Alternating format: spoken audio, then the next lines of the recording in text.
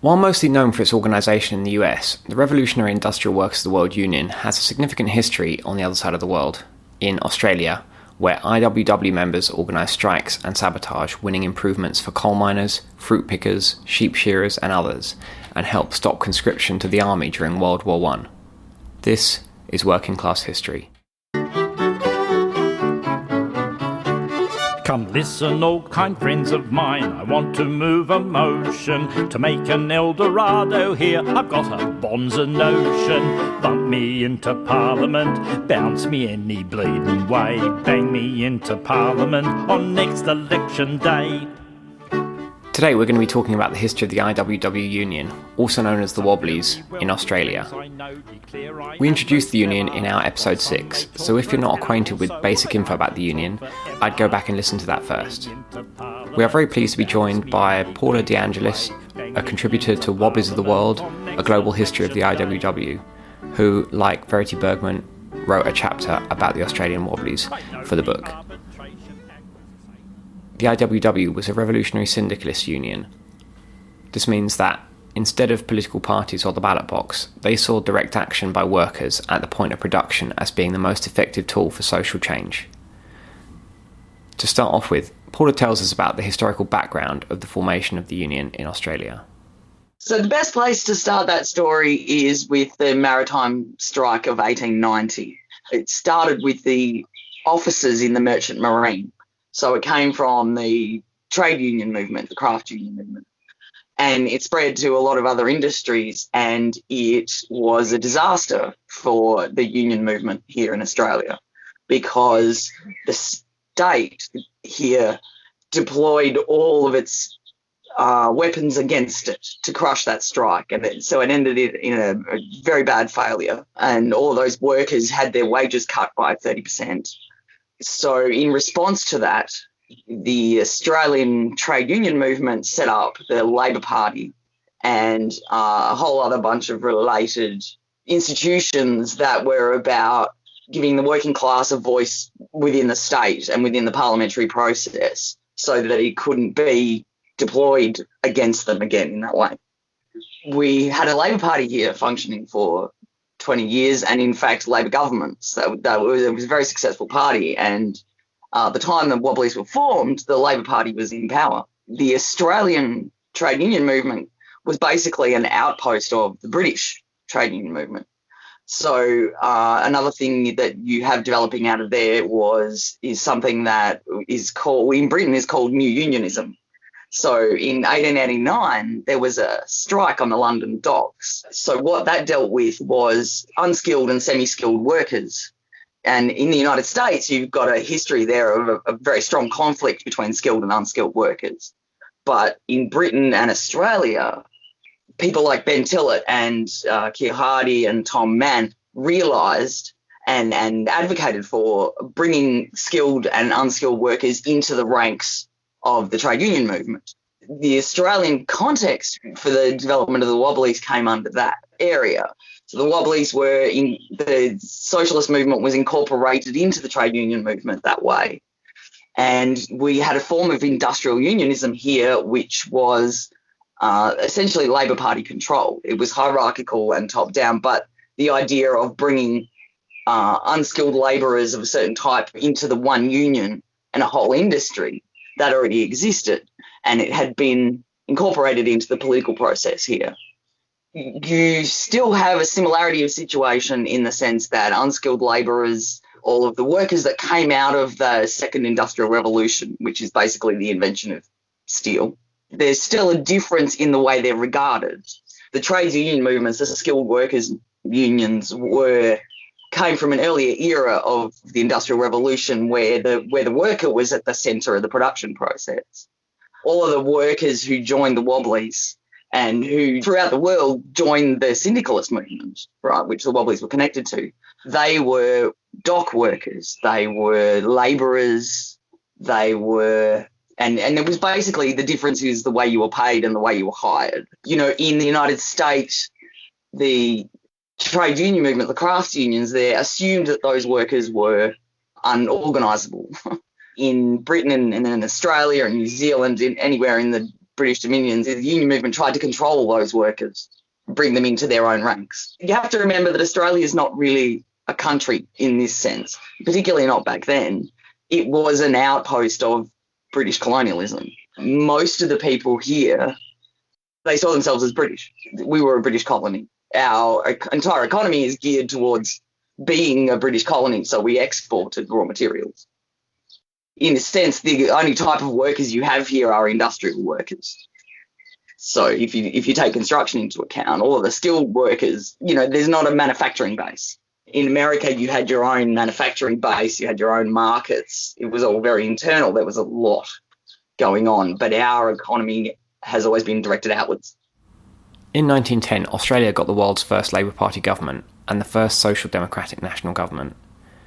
Part of the reason for the popularity of the IWW were the failings of parliamentary socialism to bring real positive change for working people. This was well illustrated by the case of Billy Hughes. He came from the union movement. Billy Hughes set up an industrial union within the Labour Party, and that was the Waterside Workers' Federation. And he used that to get to power, became Prime Minister, and then from the union point of view, he turned on the working class. He cut wages, he tried to introduce conscription, he did over his own members, he sent in strike breakers, all of those kinds of things. Like if you ask anybody in Australia, that's hissing and spitting Billy Hughes. That dirty little traitor Billy Hughes is trying to introduce that damn conscription for boys and for men, and of course for him we've no use. He's a viper, a dirty low skunk. It's a pity the ship never sunk when he sailed. The US IWW was formed in 1905. The first branch in Australia was established 2 years later. Initially, the Australian Wobblies were set up through the Democratic Socialist Party, which these days is kind of referred to as the De Leonite wing of the IWW. They were clubs. They were socialist clubs, basically. So they were little propaganda groups, and they were set up around Australia. But industrially speaking, sort of what happened was, I'm sure Peter went into the initial split between the De Leonite, the Chicago and the Detroit model. That was reflected here to some extent, although the Australian Wobblies were more syndicalist from the beginning and much more cynical about political action because of all of those experiences with the Labor Party and the way the Labor Party had been incorporated into the government and, sold out the workers. They were more anti-political anyway.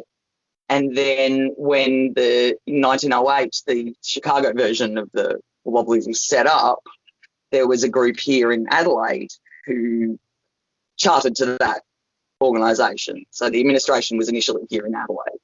And they had direct connections to specifically coal miners and also maritime workers. There were direct political connections between the US and the Australian IWW. For example, William Troutman, who was one of the founders of the leadership in the IWW in the United States, he was actually New Zealand born and the son of German immigrants to New Zealand. In 1905, when initially the IWW was being set up, he made a trip to Australia. He came back and spread the word. So there were some direct propaganda connections in that sense and organisational connections, and they were maintained. And there was also a sort of parallel movement. Industrial unionism comes from an earlier generation. The Western Federation of Miners were well known here. Coal miners tend to travel around from coal mining town to coal mining town, so there were a lot of direct connections. And that comes up in our book because Peter Clayworth talks about his subject is Pat Hickey, who came from a New Zealand coal mining town and ended up working in Colorado in the coal mining town. So you go where the work is. So you had a lot of Canadians and Americans or Europeans who'd spent time in Canada and the United States coming through Australia all the time. So they kept the connection. The Australian Wobblies imported a lot of literature from the United States. So there's a sort of a rank and file influence going on. The people would turn up and orate and spread the literature around, bring it with them on the ship. I think it's an excellent example of the way that the IWW thought globally and acted locally, because all of those workers brought with them their experiences of direct action in Canada, in Ireland, in the United States, and adapted it to what was going on in front of them here in Australia. Historically speaking, and in terms of the way that they enacted what they were doing, they went in quite a different direction because they were responding to local conditions. And that was what syndicalism is all about. Perhaps unlike the American IWW, whose founders were mostly born in the US, it appears that most of the founders of the Australian branch were immigrants. In a sense, you look at all of those leading Wobblies, they were from Ireland, they were from Scotland. They weren't really immigrants. They're Australians, as much as any Australians are. There were quite a few Wobblies that were Australian-born.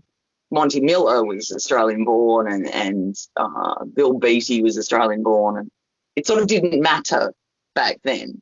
You know, that's how the British were. If you were part of the British Empire, you were British. You were a British citizen.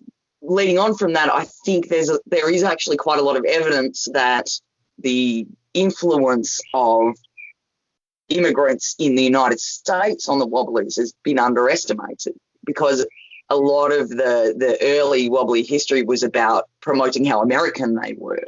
But in reality, the various ethnic and immigrant communities in the United States had an enormous influence. The Silk Strike in Paterson, for example, you know, the reason that strike was so successful, and that's one of their more famous strikes, was because there was an Italian immigrant anarchist community there that had been there for, you know, generations, and they'd already organised the community. The Wobblies kind of just tapped into that. So, you know, that kind of evidence pops up all the time if you go back over it. You know, we're a country of immigrants. so whether you were Australian born or not sort of was irrelevant. Irish names, Scottish names, all of those things. You know, Verity talks about how many Scotsmen and Irishmen there were in it, but that was the trade union movement. You know, the Scots and the Irish were the backbone of the Australian trade union movement. The Australian IWW organised in many ways which were similar to the US, but which differed in some key aspects. The basic principles and tactics of the Australian IWW were the same as the ones in the US. They organised direct action at the point of production. You can see, particularly if you look in Queensland, and a lot of this has been hidden history until recently. There was a group of itinerant workers who followed the seasonal work. They went mining, and then they went shearing, and then they went fruit picking, and they would work their way up and down the east coast of Australia. So they were a very similar kind of grouping to the agricultural workers organisation, which is, you know, a lot of what people think about when they think about the US Wobblies. You know, that whole hobo kind of mythology, and they were the Australian version. So where they were mostly single, they were mostly men, they travelled together, they lived together in horrible conditions. So there's stories of those guys taking the kind of sabotage direct action, where the shearers, who were very militant, set fire to their accommodation in order to force the boss to build better accommodation. They did all of that sort of stuff. They also got involved in free speech fights. There were several of those. Tom Barker, who's my subject in the book, talks about getting involved in free speech fights so that they were free to soapbox and speak in the Sydney domain. So that happened right in the middle of Sydney. And he really enjoyed that. A lot of those things were similar. The major difference, I think, in the method of organisation was the relationship that they had with the craft unions, with the trade union leadership. As I said before, they were much more incorporated into the trade union movements here. There was they were sort of regarded as the lefty extreme end, right? down there with the Socialist Party and people like that, but they were part of the movement. They weren't excluded from it the way they were in the United States. The other major difference was the development of the European War. World War One is what people mostly call it, which I feel is inaccurate, but the Wobblies got involved in that era in what you might call a very political campaign. The US IWW sort of took no position on World War One. The idea that they were anti the war was used by the state in the United States to repress them, but they sort of really weren't, because it didn't affect them industrially. Another significant difference was that union density in Australia was much higher, at around half the workforce, compared with only around 12% in the US. And many workers had to be members of craft unions in order to get employment at union workplaces. So most Wobblies in Australia were dual members of both the IWW and other unions. Paula explains more about other activities the IWW undertook. Most of the key leaders of the Wobblies spent their time in pretty much the same way that the organisers in the IWW in the US did. They took their literature and they travelled around and they got jobs and agitated while they were there, sold the literature, got fired usually, went on to the next job, agitated there. That happened all over the place. I mean, you know, there are identifiable industrial disputes that are in the record, like in Broken Hill, because Broken Hill was a coal mining community. So it was a very stable place. And basically the town was run by socialist miners.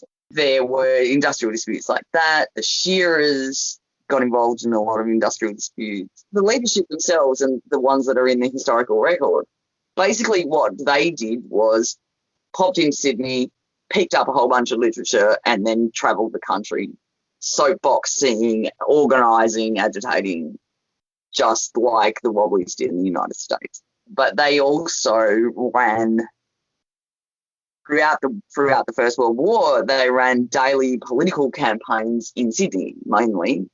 Not just Sydney, but in Melbourne as well. And they were much more traditional propaganda demonstration campaigns. So there was a point in time there in the middle of the war where Tom Barker, who basically was, you know, the operations manager for the Sydney branch, the IWW had a hall in Castlereagh Street in Sydney, and he lived there and basically ran the show, served a whole bunch of purposes. And one of the things he was doing was organising daily protests against the war and conscription in the Sydney domain, where those things traditionally happen. So they did a lot of that too. I mean, that kept him busy. Right?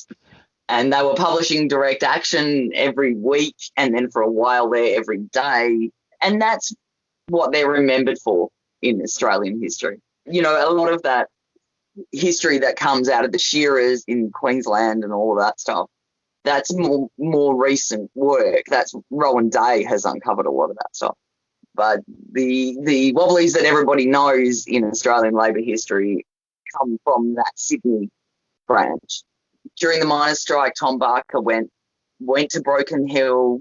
I mean, it was an era where strikes were going on all the time, not just here, but also in the United States. And the Wobblies were always there. Australian Wobblies were involved in too many disputes to list, but some of them included fruit pickers in Victoria getting a pay increase after the union threatened to destroy the fruit trees, miners in Broken Hill taking Saturday afternoons off to give themselves a 44-hour week, and then later going on strike for the 8-hour day, a strike which spread across the country. And in 1916, the IWW organised a slowdown in New South Wales railway workshops.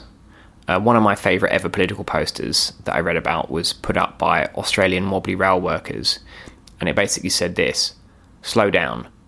Slow work means more workers are needed. More workers means lower unemployment.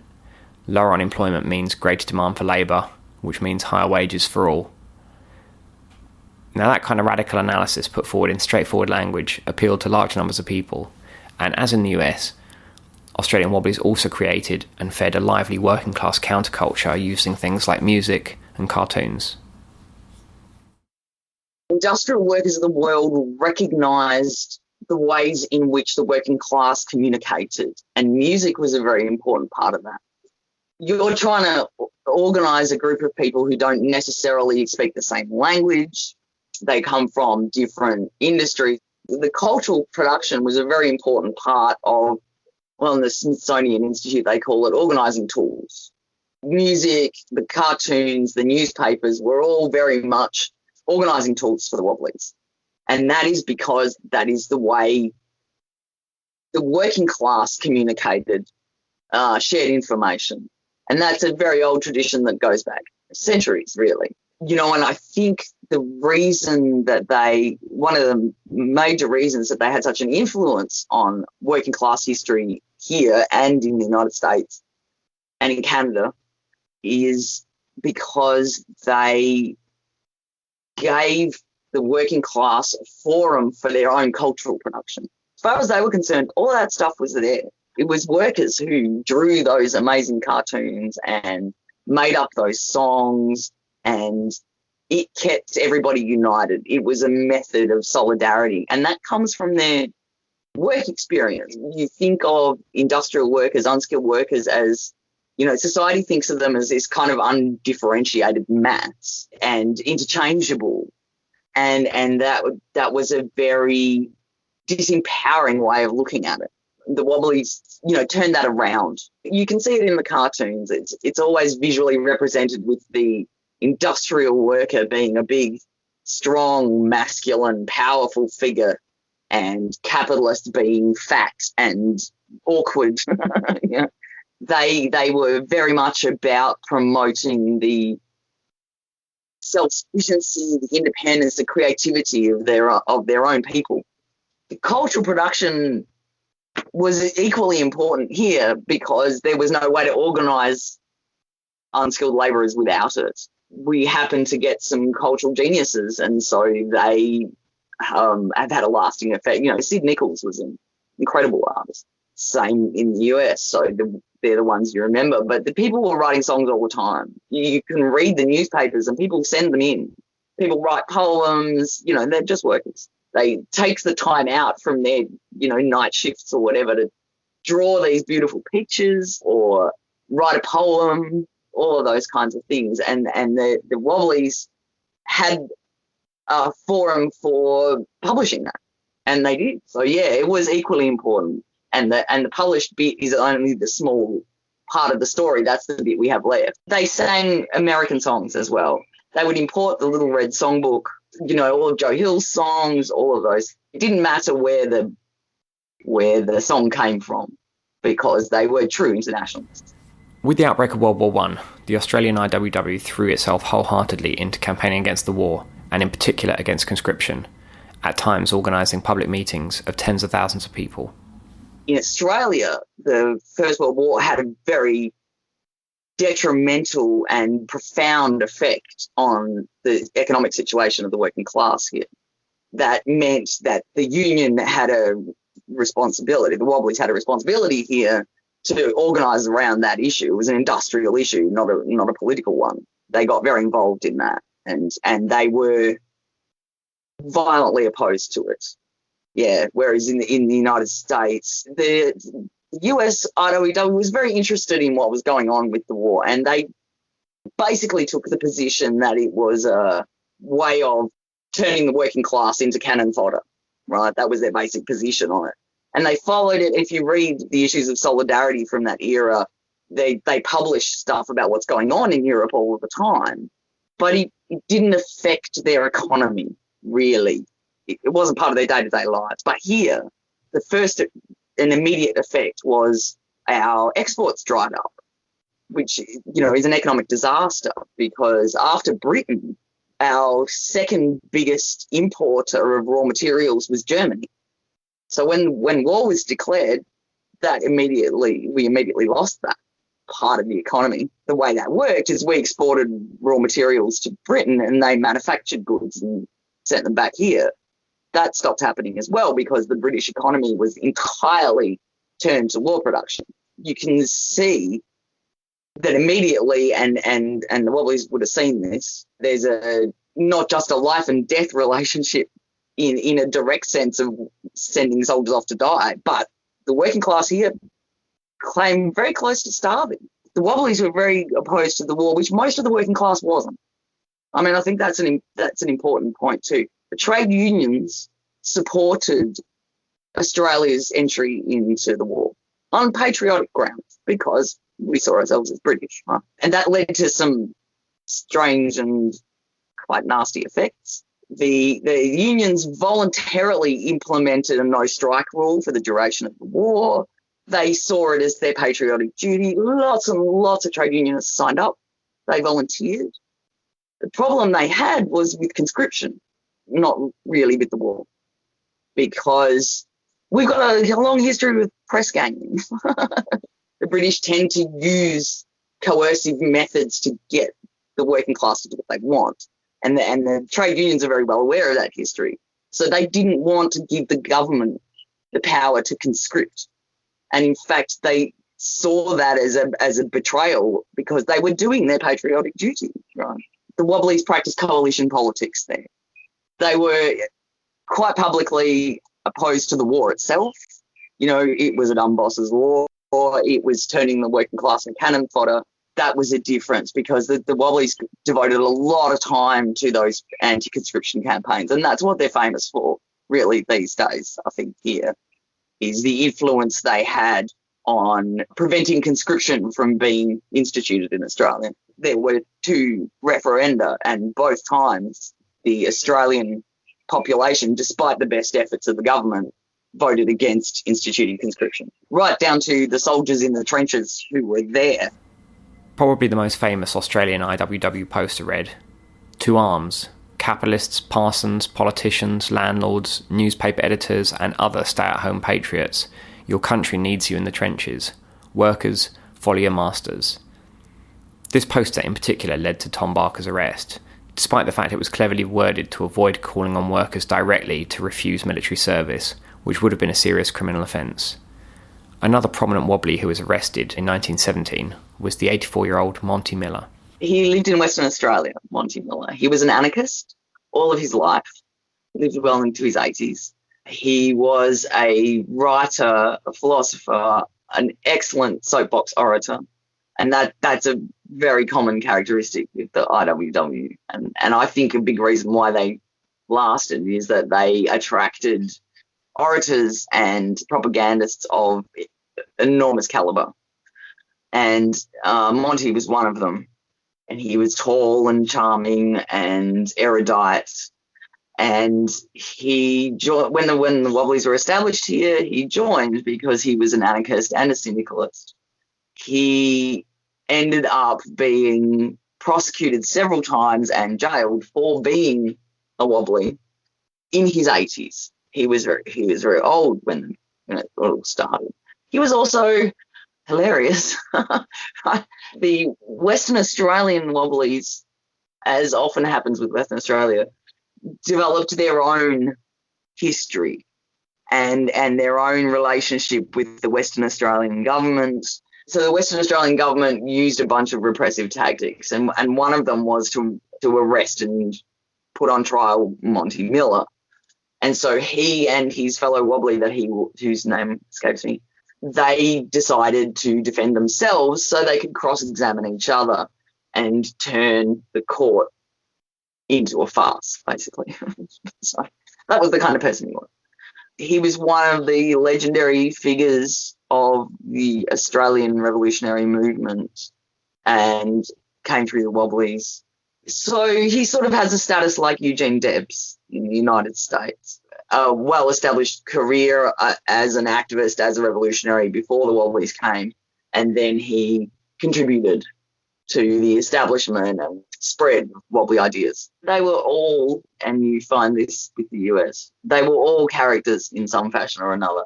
Donald Grant had an enormous influence on the Labor Party in later years. He was a magnificent orator, according to all reports. Quite a few Wobblies became card-carrying members of the Communist Party, just as they did in the United States. they disseminated the culture into that area as well. As in probably every radical movement, women and LGBTQ people played an important role in the Union, which unfortunately there's not much written about in the historical record. Just as there were in the United States, women played a key role in the IWW, which is something that's not necessarily reflected in the historical record. In particular, there was a woman here named Violet Wilkins, who was a very staunch member of the Wobblies, and Verity Bergman describes her as indefatigable. The Wobblies kind of came to an end here as a big movement in the 1920s, but she spent the rest of her life trying to revive it. She spent the whole rest of her life setting up branches and trying to get them to work and then doing it again. There's letters in the US IWW record because that's where she would send her reports. No labour movement, no revolutionary movement works unless the women are contributing to it. And then that's particularly true of the kind of communities that the Wobblies sprang from, which were basically miners and dockers. There's a whole background story there that we don't know too much about, other than knowing prominent women who were opposed to the war, like Vida Goldstein and all of those sort of people. It's definitely a project worth investigating. As far as sexual minorities go, the most notable example that you're bringing up here is the story of Charlie Reeve. Verity and I did a book launch together a couple of months ago, and she mentions that because when she wrote that book at the time, she didn't know that Charlie Reeve was gay. She found out because after she published Revolutionary Industrial Unionism, a descendant of his got in touch with her and passed on all of these letters, which were Charlie writing to his sailor partner, Carl Denson. She really wanted to put that in. The thing about the Wobblies, and this is often brought up, is their remarkable lack of discrimination against minority groups of any kind. They were not into race lines, they were not into colour lines or gender or sexual line. It wasn't relevant. And that's because their value was universal class solidarity. The fact that you were working class overrode any other consideration. It didn't matter what country you came from. It didn't matter what your sexual preferences were. It didn't matter if you were a man or a woman. If you were working class and class conscious, you were one of them. Yeah, if you weren't class conscious, you still had the potential to be. That's the way they operated, and I think that's what allowed that sort of flexibility in the movement. To do them credit, that carried on into the Australian Communist Party, that sort of value. And Charlie Reeve, I'm pretty sure, ran a bookshop in Melbourne for like decades and was part of the left-wing scene there. While the IWW didn't appear to say much specifically about the rights of Indigenous people in Australia, a number of Aboriginal people were involved in the Union, although unfortunately it would be very difficult to determine the extent of this, as the Union didn't record people's ethnicity, and British colonial policy was to essentially erase Indigenous culture and give anglicised names to Indigenous people, often who were abducted from their families. There were a pair of brothers here in Adelaide in this era, around the First World War and in the 20s. They had incredibly Irish names, and they were well known as soapbox orators in this area. And they probably had a presence in the shearers' unions. A lot of Aboriginal people worked in the industries up there, up north. And I suspect that a lot of those people had an influence on the Australian Communist Party position, which was very advanced and anti-colonialist. There's definitely an anti-colonial threat in the Australian IWW, and so they would have seen supporting, Indigenous rights and Aboriginal people as part of that, because they were, again, working class. They were being done over by the British Empire. Everybody else was also being done over by the British Empire. That's the position that the Australian Communist Party took.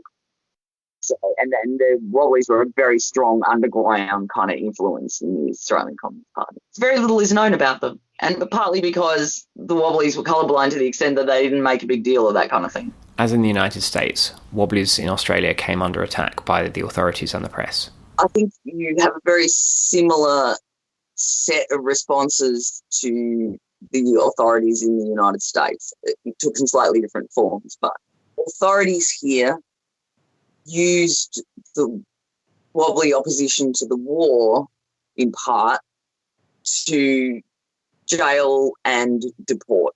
The most famous case was the IWW-12. They were accused of arson. So, rounding up the leadership, putting them in jail, just like they did in the US, that happened. Deportation. Deportation is a favourite tactic of the Australian government. We deport people all the time. They deported a lot of Australian Wobblies. Australian Wobblies of foreign extraction. They couldn't get away with deporting the locally born ones. Obviously, there were cultural campaigns and propaganda campaigns against them, associating them with foreign revolutionary ideas like Bolsheviks and all that sort of stuff. That happened as well.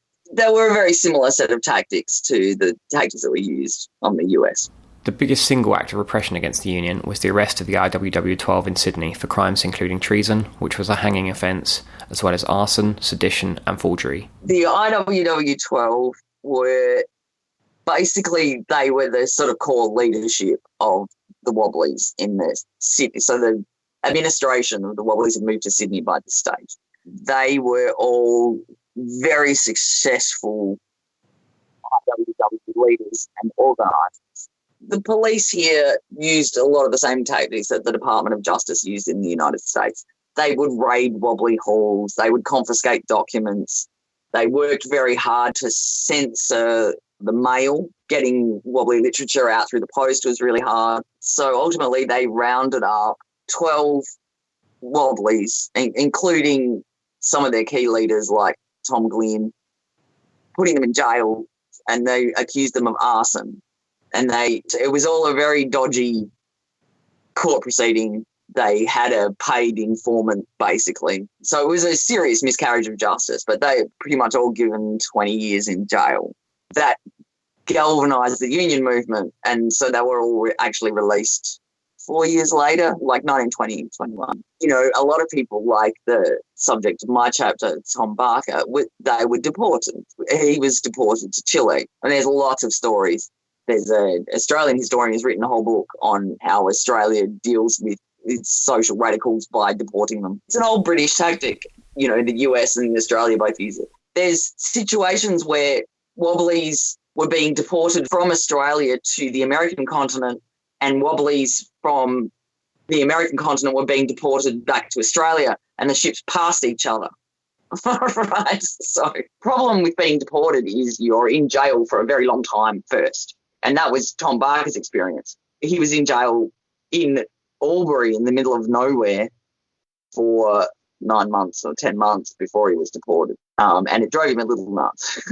So, after conscription was defeated in October 1916, which the Labour Prime Minister Billy Hughes blamed on the IWW, he had the IWW declared an unlawful association. Then they banned their publication, Direct Action, from being sent through the post, and later seized all copies of it. In 1917, again with the support of the Labour Party, the government strengthened the Unlawful Association Bill, meaning that anyone who couldn't prove they weren't a member of the Union was sentenced to 6 months in prison. While this and other attacks largely led to the demise of the Union as a significant force, Wobbly activists, ideas and tactics lived on. The IWW here has never entirely demised. That period of time was really the only period of time where you might say they had an influence on the broader culture of Australia, and they had a significant impact. After that, their influence becomes a little harder to track and a little more nebulous because the organisation itself was pretty much destroyed in terms of it being a viable union. But all of those people didn't go away. The split between the left and the right happened during the First World War, so that was already done. What happened here was, and I think this happened in the United States, all of those people looked for other ways to bring about the revolution. It wasn't about the organisation, it was about your agenda. And so what they did, and this happened in Britain too with the syndicalist movement, they moved on to the next form of organisation. Again, the Wobblies weren't a vanguard. They followed what the working class decided to do. It wasn't the organisation that was important, it was where the working class was going. A lot of those people joined the Communist Party. In an organisational sense, it was definitely the repression from the state that caused the demise of the union in that sense. It existed on paper for a long time. There was a branch in Melbourne which was pretty much continuous, but it was mostly a little group of musicians and poets and people who were into the cultural aspect of it. There's no doubt, and it's the same in the United States. The IWW, the Industrial Workers of the World, had an enormous influence way beyond their membership. A good piece of evidence for that at the time with Direct Action, the Wobblies never had more than a couple of thousand members, but everybody read their newspaper. Everybody read Direct Action. Direct Action had a circulation of thousands. Working class papers like that, it's not just the people who buy them that read them. Everybody reads them. They get passed around. The extent to which the Wobblies filtered into the working class culture, the trade union culture, the Communist Party culture, and connected up with Australian mythologies about the larrikin, the swagman. We like hobos here, We're into troublemakers, all that sort of stuff. The Wobbly ethic intersected with Australian radical culture in an important way. I'm a red baby, so I was raised in the communist, Marxist-Leninist tradition here in Australia. And I spent all of my life singing Wobbly songs without even really realising where they came from. They were all in the Mayday songbook, and I would go to Mayday every year and I would sing these songs. And it was only much later when I started, investigating history that I worked out where all this stuff came from. That's the Wobbly songs.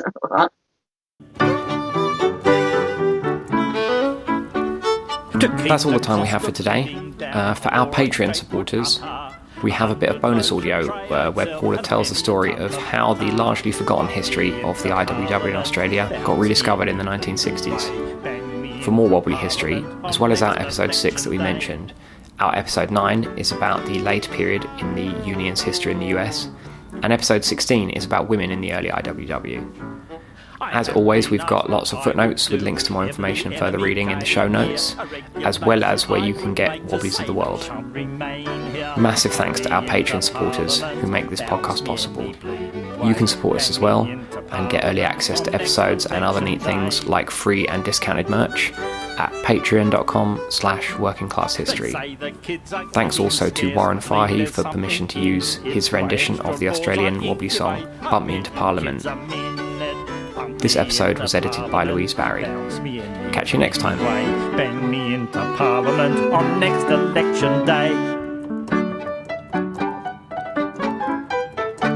I've read my Bible 10 times through, and wisdom justifies me. The man who does not vote for me, by crikey crucifies me.